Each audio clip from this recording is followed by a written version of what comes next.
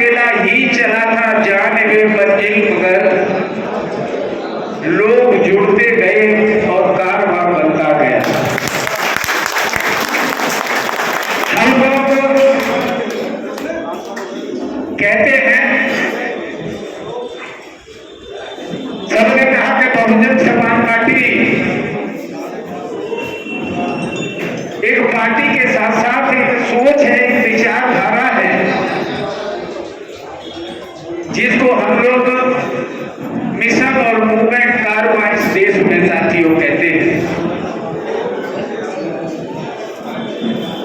और उसी सोच को आधार बढ़ाते हुए इस देश में बाबा साहब के बाद और बाबा साहब से पहले इस देश में जो गैर बराबरी वाली सामाजिक व्यवस्था थी, उसके खिलाफ इस देश में तमाम महापुरुषों ने संघर्ष किया, जिनमें चाहे महात्मा ज्योतिबा फूले रहे हो, छत्रपति साहू महाराज रहे हो, नारायण गुरु रहे हो, पेड़िया रामा स्वामी नायकर रहे हो, संत कबीर रहे हो,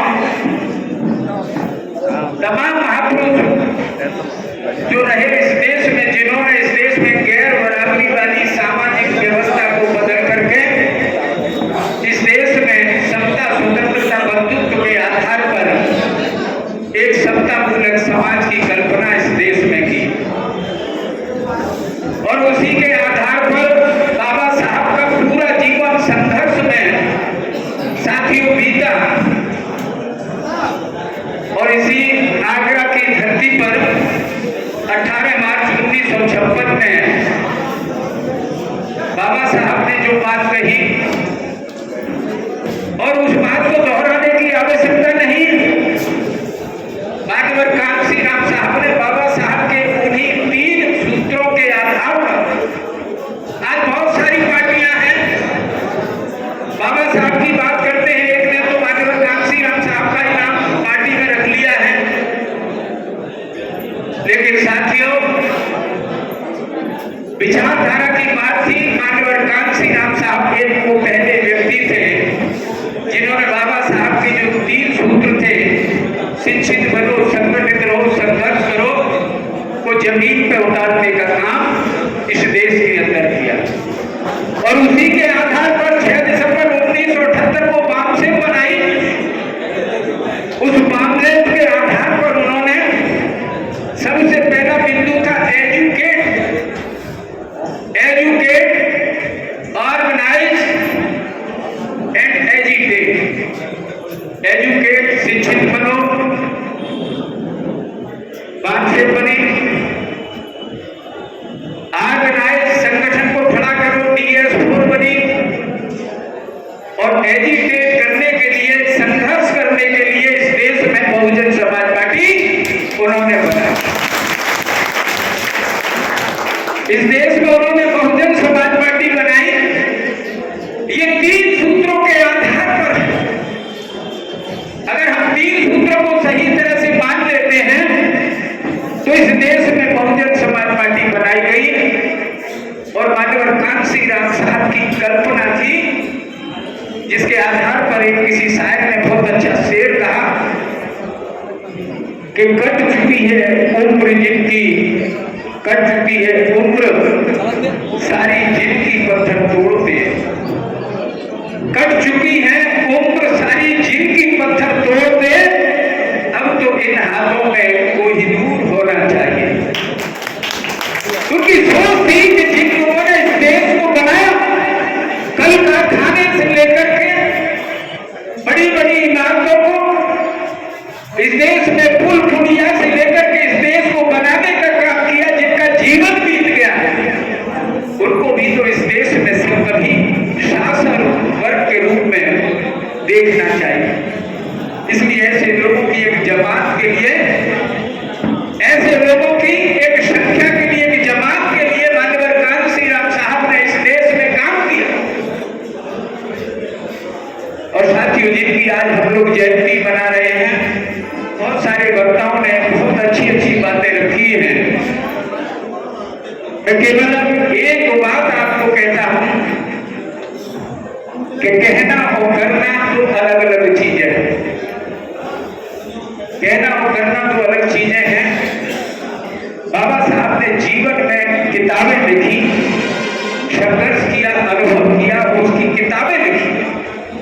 लेकिन मान्यवर कांसी राम साहब ने केवल जीवन में एक किताब लिखी, लेकिन बाबा साहब के पूरे कारवा को जमीन पर उतार करके सत्ता तक भेजने का काम उन्होंने किया। और एक व्यक्ति इस देश में बाबा साहब थे, एक व्यक्ति मान्यवर कांसी राम साहब थे। हम गुणगान अवश्य करते हैं,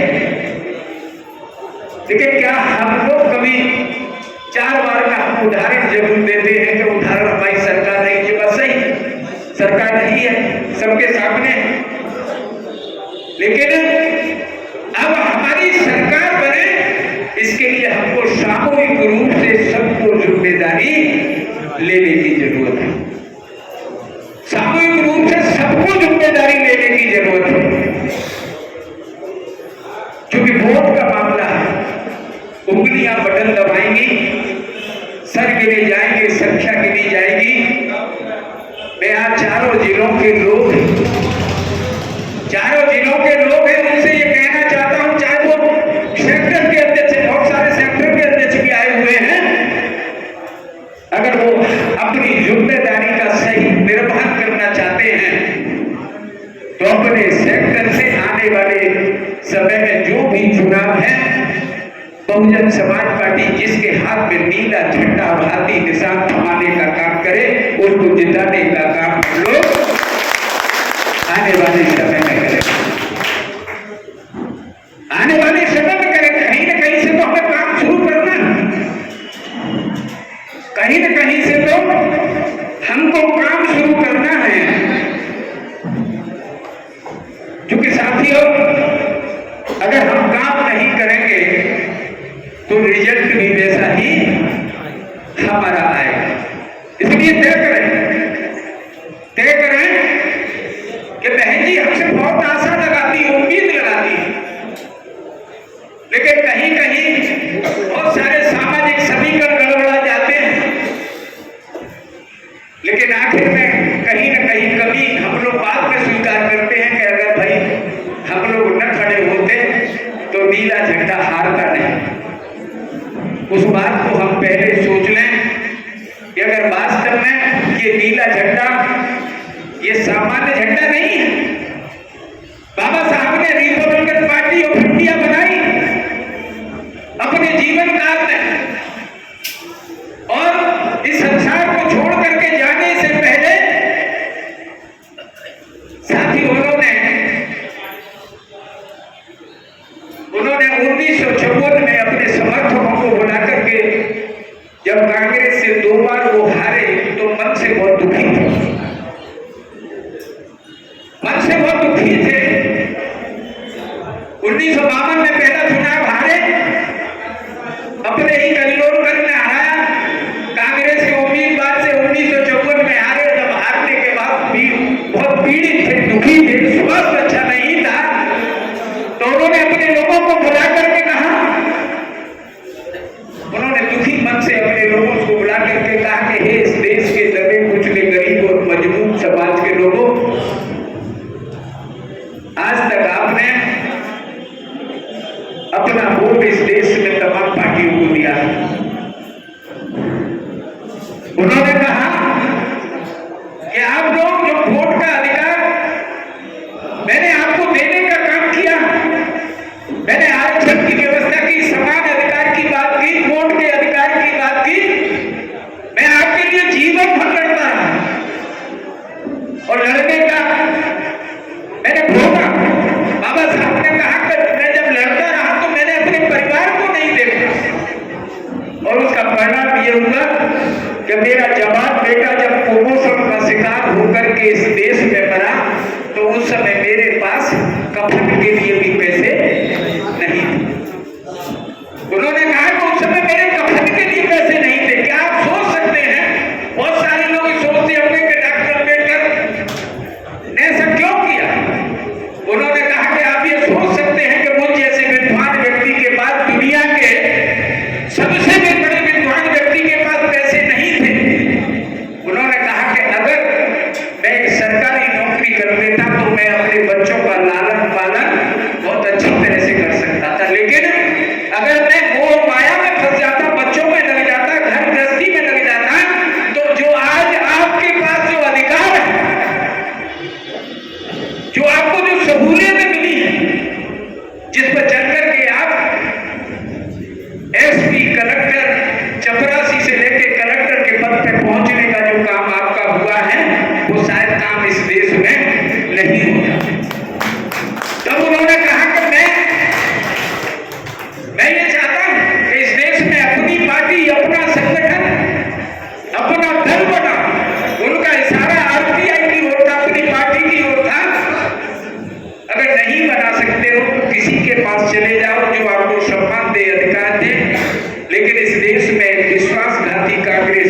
के चाराने के भी सदस्य नहीं बनना जिसने मेरा जीवन भर अपमान किया। ये डॉक्टर अम्बेडकर का काम है। लेकिन हमने पूरे देश में डॉक्टर अम्बेडकर की प्रतिमाएं लगाई, लाखों करोड़ों प्रतिमाएं लगाई, बड़े बड़े भव्य स्थल बनाए। डॉक्टर अम्बेडकर को माना, लेकिन डॉक्टर अम्बेडकर की बात को हमने मानने का काम इस देश में नहीं, जिसका नतीजा हुआ कि वो आरपीआई का नीला झंडा और हाथी चुनाव चिन्ह चुनाव आयोग ने जब्त कर लिया। धन्य है माननीय कांसी राम साहब जिनकी जयंती आज हम मना रहे हैं। इस देश में 14 अप्रैल 1984 को बहुजन समाज पार्टी बनाई। वो माननीय कांसी राम साहब 15 मार्च 1934 रोपड़ जिले के घुरासपुरा गांव में अपनी ननिहाल भूंगा साहब में पैदा हुए। शुरुआती शिक्षा मदरसे में ली, इस्लामिया इंटर कॉलेज से रोपड़ से, इस्लामिया इंटर कॉलेज मानीपुर से इंटर किया, रोपड़ से degree the, survey of India Haridwar में नौकरी की। आज हम कितना कर रहे हैं, आज हम कितना क्या कर रहे हैं, हम उनका फायदा तो ले रहे हैं, लेकिन एक मिनट भी हम उन महापुरुषों के लिए गुणगान करने का काम नहीं करते। सर्वे ऑफ इंडिया हरिद्वार में नौकरी की, उसके बाद नौकरी की और उस नौकरी को एक घटना हुई, लात मार करके लौट करके आए। उन्होंने कहा कि जिस देश में डॉक्टर बाबा साहब डॉक्टर अम्बेडकर का सम्मान नहीं है, मुझे ऐसे देश में और ऐसी सरकार में नौकरी नहीं करनी।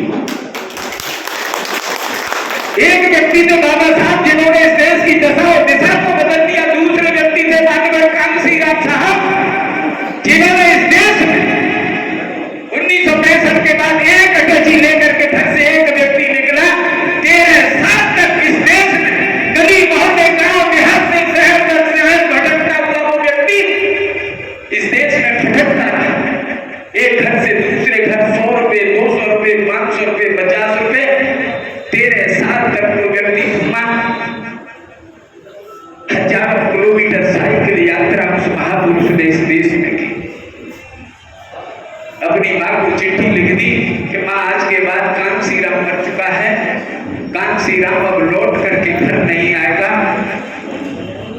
बाबा साहब डॉक्टर भीमराव अम्बेडकर के मिशन को कार्यों को पूरा करने का काम इस देश में करें।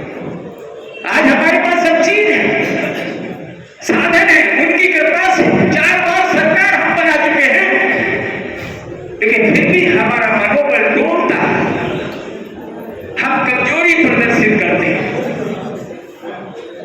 अगर ये कमजोरी लगातार हम लोग प्रदर्शित करते रहे तो वो समय भी कैद ओपी वगैरह उनकी भाषा थोड़ी वैसी थी, लेकिन वो समय भी दूर नहीं है कि उन गलतियों का परिणाम भी हमको भुगतना बहुत जल्दी इस देश में पड़ेगा। अगर हम चाहते हैं कि इस देश में मजबूती के साथ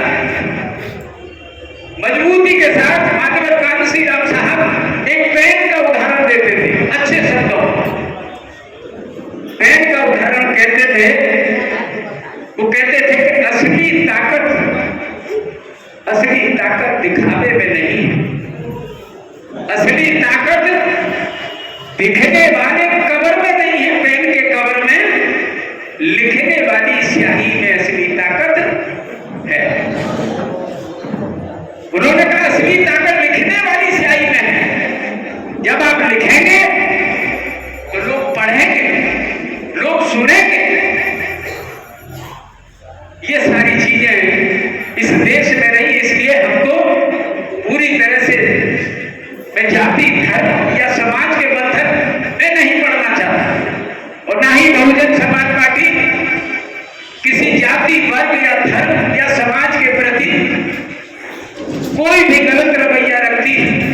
बहुजन समाज पार्टी सर्व समाज के लोगों की पार्टी है। सर्वजन हिताय सर्वजन सुखाय के आधार पर इस देश में साथियों चल रही है। और हमारी नेता का जो शासन रहा, उस शासन के अंतर्गत हम लोगों ने इस देश में देखा है कि जिन महापुरुष की जयंती हम मना रहे हैं 9 अक्टूबर 2006 को जब हमारे बीच से इस देश में गए साथियों, उसके बाद उन्होंने अपने पीछे संपत्ति के नाम पर 1 रुपया इस देश में नहीं छोड़ा। वो व्यक्ति हमको बाबा साहब ने अधिकार दिए, हमें उन्होंने सत्ता दी, जिस सत्ता को हम भाईचारे के आधार पर बना करके रखने का काम हमने नहीं। इसलिए आज मेरा अनुरोध है, निवेदन, प्रार्थना, मैं आपको आदेश नहीं देता, आज्ञा नहीं देता, एक निवेदन करना चाहता हूं, प्रार्थना करना चाहता हूं कि इन महापुरुषों का जो कर्ज है, महापुरुषों ने हमारे लिए संघर्ष किया, जिसकी बदौलत आज हमारे चेहरे पर मुस्कान है, तन पर अच्छे कपड़े हैं। अगर हम चाहते हैं कि इनकी शहादत, इनकी कुर्बानी और इनके संघर्ष का अगर हम सही तरह से प्रतिफल अगर इस देश में देना चाहते हैं, तो हमको आने वाले समय में इत और वट न करते हुए, किंतु परंतु न करते हुए, बहुजन समाज पार्टी की नेता के एक आदेश को मान करके इस देश में बहुजन समाज पार्टी को खड़ा करने का काम साथियों करना। बाबा साहब कहते थे, बाबा साहब कहते थे, एक नारा बहुत था उनका कि वोट से लेके सीएम और पीएम और आरक्षण से लेके एसपी और डीएम, वोट से लेके सीएम और पीएम, आरक्षण से लेके एसपी और डीएम, एसपी डीएम हम लोग ले चुके हैं, सीएम भी ले चुके हैं, लेकिन बारी पीएम की है। तो इसलिए इसके लिए हमें सामूहिक रूप से संघर्ष करना है। संघर्ष कैसा? जैसे आप अपने बच्चे को पढ़ाते हैं, ये सबको सीख लेनी चाहिए, चाहे मैं खड़ा हूं यहां पर या मेरे जिम्मेदार साथी, आप अपने बच्चे को अपनी सामर्थ्य के अनुसार अच्छे स्कूल में पढ़ाते हैं, फीस देते हैं, बहुत सारी चीजें करते हैं। वही बच्चा जब अच्छे नंबरों से पास होता है तो माँ बाप का हृदय खुश होता है और माँ बाप कहते हैं भाई मेरा बेटा बहुत लायक बेटा है, इसने मेरा नाम किया है, अच्छे नंबर ला करके पास हुआ है। लेकिन वही बेटा सबको खर्च करने के बाद, पेट काट करके पढ़ाने लिखाने के बाद जब फेल होता है तो मन दुखी होता है, आत्मा दुखी होती है, मन करता है कि मेरा बेटा अच्छा नहीं।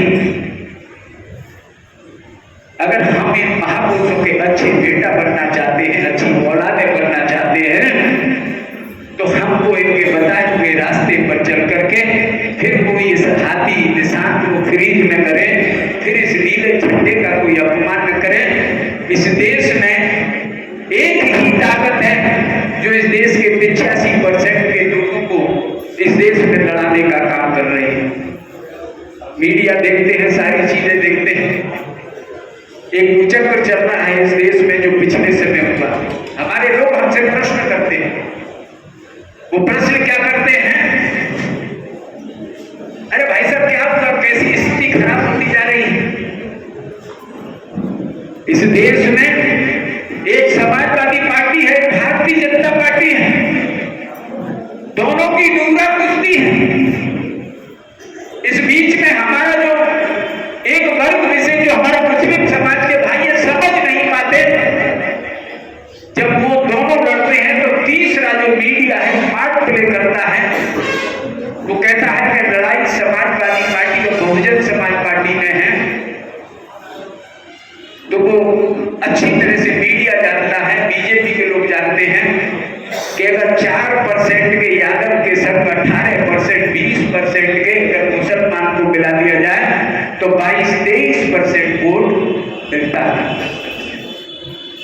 और भाजपा जीत जाती है। अगर इसी तरह से 21, 21.5, 22% अनुसूचित जाति के संग अगर 20%, 18% अगर मुसलमान भाई का वोट अगर हमको हमें मिलता है तो एक तरफ समाजवादी पार्टी खत्म, एक तरफ बीजेपी खत्म, बहुजन समाज पार्टी देश में 40% वोट ला करके 40% वोट ला करके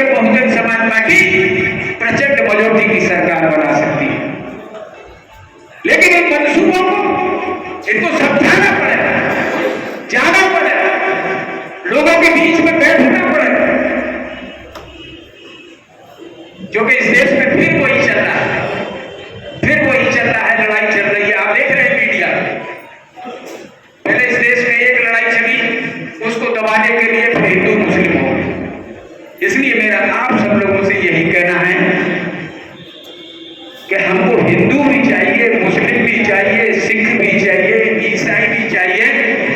बहुजन समाज पार्टी इस देश की मात्र एक पार्टी है जो बाबा साहब के संविधान में प्रदत्त अधिकार के साथ सर्वधर्म समभाव की नीति के आधार पर सबको सम्मान देते हुए इस देश में राजपाट तक पहुंचने का काम करना चाहती है।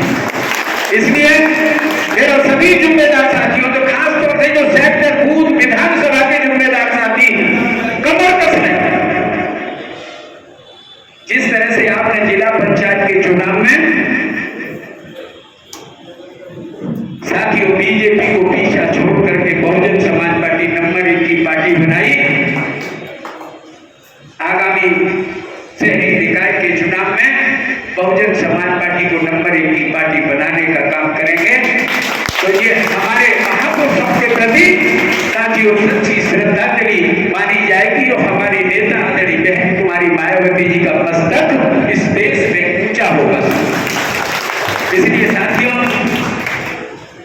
मैं आपसे एक बात कहना चाहता हूं कि आपकी ताकत के बल पर एक आखिर में शेर है, आपकी ताकत के बल पर कि अब हवाएं खुद करेगी, अब हवाएं खुद करेगी रोशनी का फैसला, अब हवाएं खुद करेगी रोशनी का फैसला। जिस दिए में जान होगी वह दिया रह जाएगा, जिस दिए में जान होगी वो दिया रह जाएगा। तो आपको ऐसा बनना है, ऐसे चमकना है, ऐसी ताकत के साथ उभरना है कि लोग देखते रह जाएं और बहुजन समाज पार्टी नंबर 1 की पार्टी आगरा मंडल में बन करके साथियों उभरे। ऐसा मेरा आपसे निवेदन है, प्रार्थना।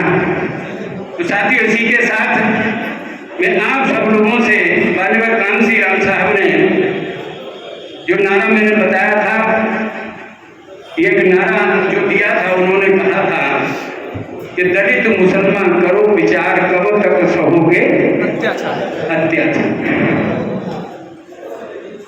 आप ये मत सोचो कि अब तुम्हारे पास बारी नहीं आई, ये तो लड़ रहे हैं, हम लड़ भी नहीं पाएंगे। इसलिए भाईचारा बना करके हमको पूरी मुस्तैदी के साथ लड़ना नहीं, तलवार से नहीं लड़ना, तीर से नहीं लड़ना, बंदूक से नहीं लड़ना, भाले से नहीं लड़ना है। लड़ना उस चीज से है, डॉक्टर अम्बेडकर जी ने एक अचूक हथियार हमको दिया था, वोट का अधिकार। भाईचारा बना करके इस देश में उसका इस्तेमाल करना है और इस देश में से सारियों जो अलगाववादी ताकतें हैं, गैर बराबरी वाली ताकतें इस देश में स्वतः समाप्त हो जाएगी और माननीय कांसी राम साहब के, बाबा साहब के सपनों का भारत इस देश में साथियों नजर आएगा। इस खबर को देखने के बाद क्या है आपकी राय, नीचे दिए गए कमेंट बॉक्स में दीजिए अपनी राय। ऐसी तमाम बड़ी खबरों को देखने के लिए जुड़े रहिए हमारे साथ। खबर अच्छी लगे तो लाइक कीजिए और शेयर कीजिए, और हाँ, चैनल को सब्सक्राइब कर घंटे वाली बटन को दबाना ना भूलिए। फिर आते हैं आपके बीच कुछ खास खबरों के साथ, तब तक के लिए नमस्कार, जय भीम।